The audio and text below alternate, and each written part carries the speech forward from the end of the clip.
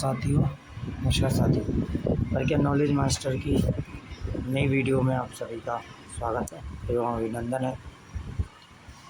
आशा है कि आप सभी सकुशल होंगे और अच्छा। चलिए बात करते हैं आज एक नए टॉपिक की, आपदा प्रबंधन की बुनियादी अवधारणा। तो बात हमने देखी है क्या होता है आपदा और आपदा प्रबंधन क्या होता है, कैसे से आपदाएं होती हैं। चलिए एक बार नए डाल देते हैं। देखिए, प्राकृतिक आपदाएं कैसी कैसी होती हैं। अकाल हो गया, बाढ़ हो गई, भूकंप आ गया, बिजली गिरना आ गया, आग लगना हो गया, आंधी तूफान भी। परंतु देखिए, बीमारी भी होती है। देखिए, ये सभी जो है ना, बीमारी हुई ऐसी, जो आग हुई, भूकंप हुआ, बाढ़ हुए एवं रासायनिक, ये सभी मानव निर्मित भी होती हैं। यानी कि प्राकृतिक तो होती हैं, ये सभी होती हैं, परंतु ये जो होती हैं ये मानव निर्मित भी होती हैं। कैसे होती हैं ये? अलग अलग तरीके। जैसे पहाड़ की बात करें तो बांधों को बनाना अधिकांशतः उनका टूटना ये मानव निर्मित हो गई। भूकंप, परमाणु बमों का परीक्षण करते रहना, उन्हें विस्फोट करते रहना, ये मानव निर्मित की द्वारा भी होती है। आग लगना, जंगलों में आग लग जाती है ना। एक तो होता है प्राकृतिक द्वारा, अधिक गर्मी के कारण होती है। दूसरा, जब घर आप आग लगा देते हैं पर वो बुझती नहीं है और वो जलती हुई बढ़ जाती है। ऐसे भी होती है बीमारी, या प्राकृतिक रूप में भी बनती है और मानव निर्मित में भी बनती है। जैसे अभी हमने कोरोना में भी देखा, तो कोरोना मानव निर्मित बीमारी भी थी, रासायनिक औद्योगिक में भी थी। रासायनिक औद्योगिक जंगलों में करना और औद्योगिक नदियों नालों में के माध्यम में से सागरों समुद्रों में पानी में और रसायनों का विलय करना, उसे प्रदूषण करना, ये भी आते हैं, है ना। अकाल भी एक ऐसी चीज़ जो मानव निर्मित हो जाती है। क्यों? क्योंकि अधिकांशतः देखा गया है कि अकाल पानी की कमी से होता है, और पानी की कमी, जब पानी ऊपर सोर्स से होता है तो क्या करता है व्यक्ति, उसे भी पानी फैला फैला के वेस्ट करके उसे क्या करता है, जो सोर्स होता है वो नीचे पहुंचा देता है, और जिससे कि पानी की कमी होना भी एक कारण हो जाता है इसका। आंधी तूफान, पेड़ों की कटाई करना, ये भी आंधी तूफानों की भी अधिकांशता इसलिए है ना। पानी कमी इसलिए भी हो जाती है, अकाल में भी आ जाती है पेड़ों की कमी के कारण। ऐसे बिजली के लिए ऐसी चीज़ें भी करी जाती हैं मानव द्वारा, जो गिरती है इस पे। ऐसे ही सभी में, यानी कि सभी में क्या है, सभी आते हैं। तो अब बात की जाती है, तो देखिए इसका उद्देश्य क्या है। तो देखिए, हम जब इन सब चीज़ों को जानेंगे ना, तो हम क्या क्या समझने में सक्षम हो जाएंगे। ये चीज़ समझिए। देखिए, आपदा प्रबंधन का चक्र का वर्णन समझ में आ जाएगा, हम कैसे क्या होता है आपदा प्रबंधन का चक्र। आपदा के प्रकारों के बारे में समझ में आ जाएगा। इसके साथ डीएम नीति की वर्क फार्मों का वर्णन समझ में आ जाएगा, और राष्ट्रीय स्तर पर संस्थागत तंत्र का वर्णन समझ में आ जाएगा। घटना प्रतिक्रिया प्रणाली का समझ में आएगा। आपदा प्रबंधन पर राष्ट्रीय नीति की समझ में आएगा। तो चलिए, इन सब चीज़ों को हम समझ लेंगे तब जब हमारे ये अध्याय कम समाप्त हो जाएगा। परंतु जब हम इसका परिचय की अगर बात करी जाए, तो परिचय क्या है। तो देखिए, परिचय की अगर हम बात करें देखिए, रेड क्रॉस और क्रिसेंट सोसाइटी के अंतर्राष्ट्रीय संघ ने आपदा प्रबंधन को संगठित एवं संसाधनों से प्रबंधन के रूप में परिभाषित किया है। उन्होंने परिभाषित किया है तो क्या कहा है? देखिए, जो स्वतंत्रता के सभी मानवीय पहलुओं एवं स्वतंत्रता के सभी मानवीय पहलुओं से निपटने के लिए है। ये चीज़ों के बारे में कहा गया है। और अगर बात करी जाए आपदा क्या है, तो आपदा के विषय में अगर बात करी जाए, परिचय की समझ लिया जाए दृष्टिकोण से, तो आपदा क्या है ये भी समझ लीजिए। यही रेड क्रॉस और रेड क्रिसेंट के द्वारा सोसाइटी अंतर्राष्ट्रीय संघ के अनुसार, देखिए, एक आपदा तब होती है जब वह जोखिम कमज़ोर लोगों को प्रभाव डालता है। यानी कि ऐसा एक वर्ग जो कमज़ोर लोग हैं, वर्ग नहीं कहेंगे, जो कमज़ोर लोग होते हैं उसे से लड़ने के लिए सक्षम नहीं होते हैं उस आपदा से, उस समस्या से। तो ऐसी जो समस्याओं से लड़ने में सक्षम होते हैं उन लोगों के लिए कहा गया है कि ये क्या है, यही क्या है, प्रभाव डालता है, तो वही आपदा है, चाहे वो किसी भी क्षेत्र में हो। अगर बात करी जाए इसी में, तो चक्र क्या है?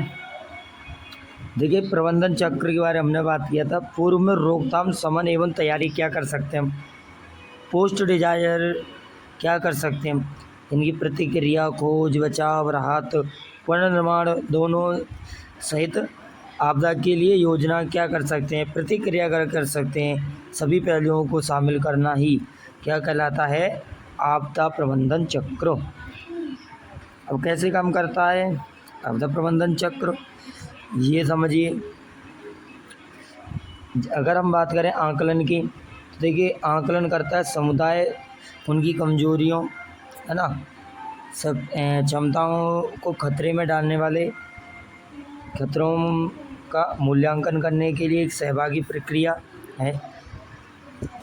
और इसके आकलन के माध्यम से घटना की संभावना हो, विभिन्न खतरों की आवृत्ति, गुंजाइश, अवधि निर्धारित की गई है। बात करें तो कैसे का होता है? देखिए, रिस्क मैनेजमेंट होता है, डिजायर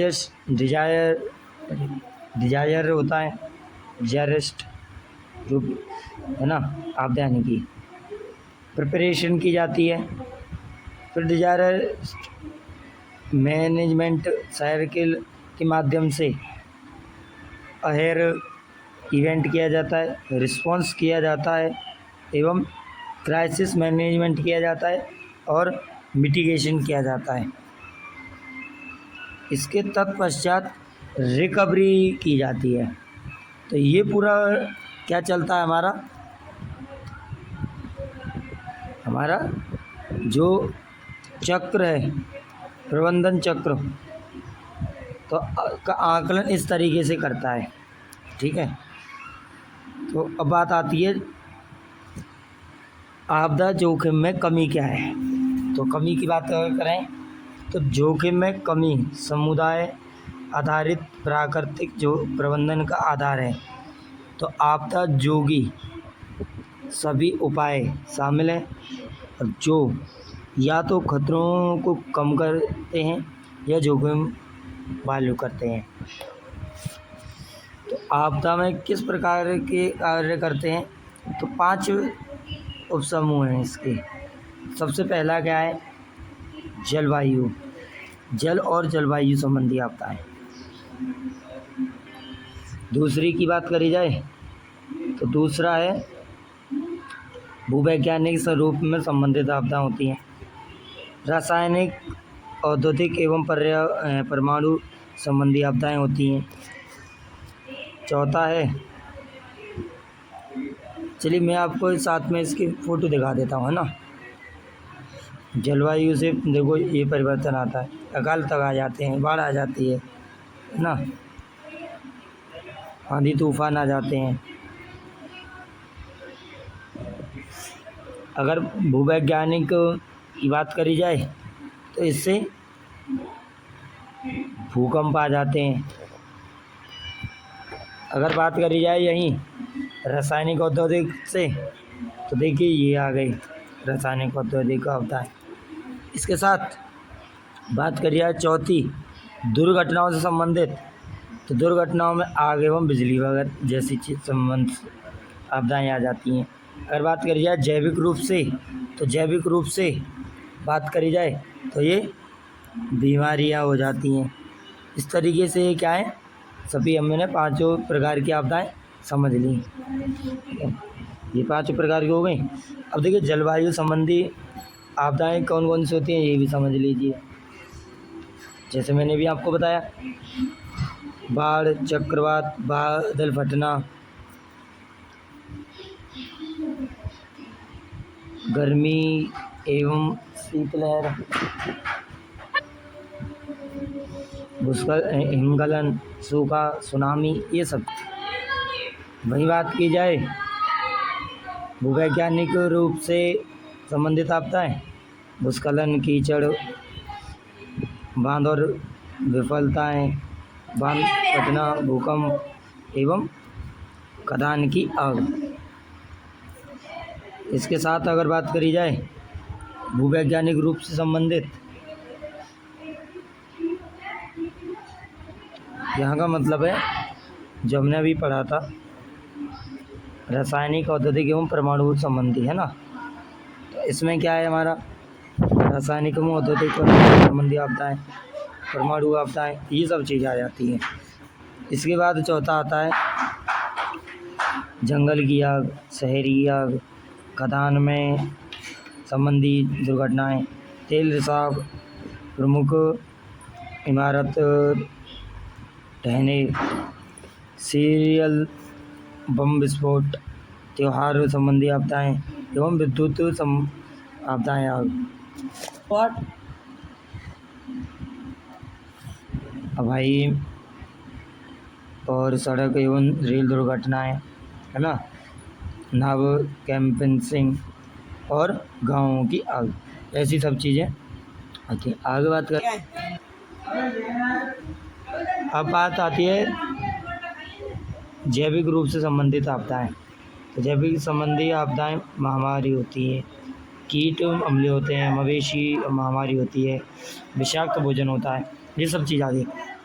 अब लास्ट अंतिम पड़ाव पे हम भी बात समझ लेते हैं कि आपदा प्रबंधन के लिए नोडल मंत्रालय कहाँ है। ठीक है, चलिए नोडल मंत्रालय देख लेते हैं। तो नोडल मंत्रालय है आपदा प्रबंधन के लिए, नोडल मंत्रालय प्राकृतिक आपदा कौन क्या है,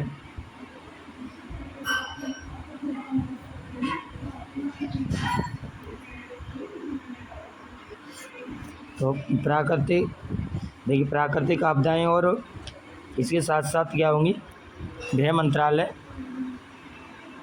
भी हम यहाँ देख लेंगे। ठीक है, MHA।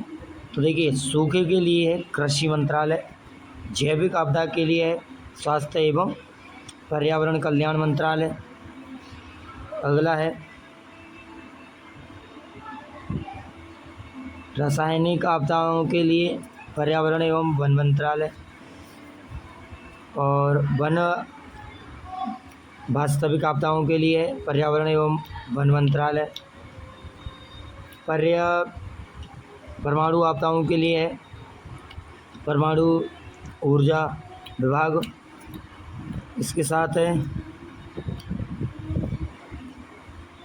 हवाई दुर्घटना के लिए नागर विमानन मंत्रालय, रेलवे दुर्घटना के लिए रेल मंत्रालय। ये मंत्रालय हैं आपके। ठीक है, तो ये कहाँ कहाँ स्थित हैं ये भी आप सभी को पता होगा, नहीं है तो इस चीज़ को हम नेक्स्ट वीडियो में कंटिन्यू करेंगे। ठीक है, आज के लिए बस इतना ही, धन्यवाद।